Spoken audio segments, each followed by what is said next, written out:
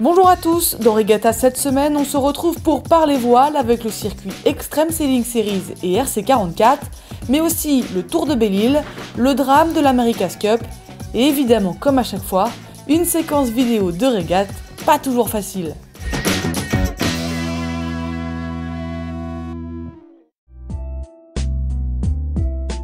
Le monde de la coupe en deuil depuis la semaine dernière, suite au décès violent d'Andrew Simpson, équipier d'Artemis Racing qui s'est retrouvé piégé sous l'eau par la C72 après son chavirage.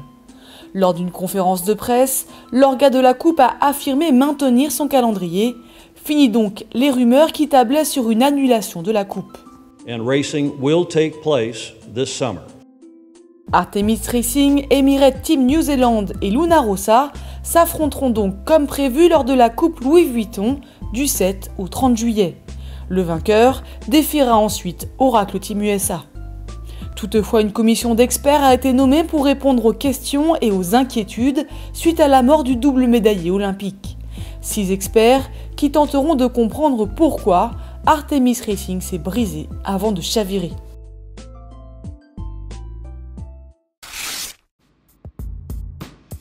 Les 8 catamarans du circuit Extreme Sailing Series se retrouvaient à Qingdao en Chine pour le 3e acte de l'année.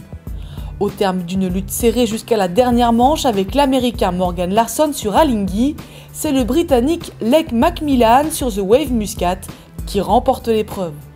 Sur la deuxième marche du podium, Alinghi, suivi de SAP Extreme Sailing Team. Au classement général provisoire, Alinghi reste en tête, 1 point devant The Wave Muscat. En 3e position, Red Bull Sailing Team. Prochain rendez-vous à Istanbul du 20 au 23 juin.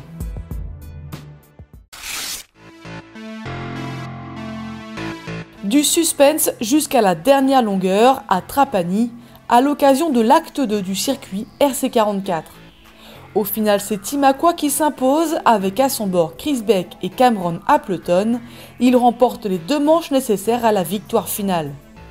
Derrière eux, Team Siref et Katusha. La dernière journée fut belle pour les Français d'Aleph Racing avec Hugues Lepic et Mathieu Richard.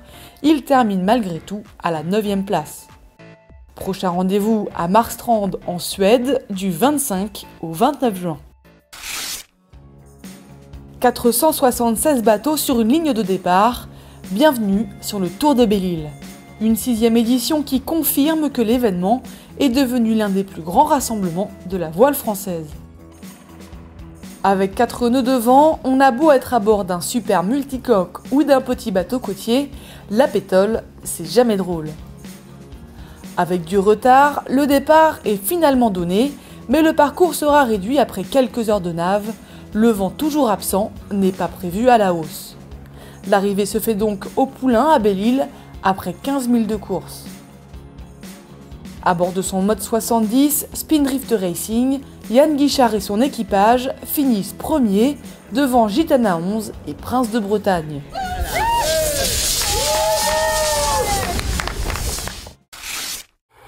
Et allez, pour finir, pour changer, un beau départ au tas en régate.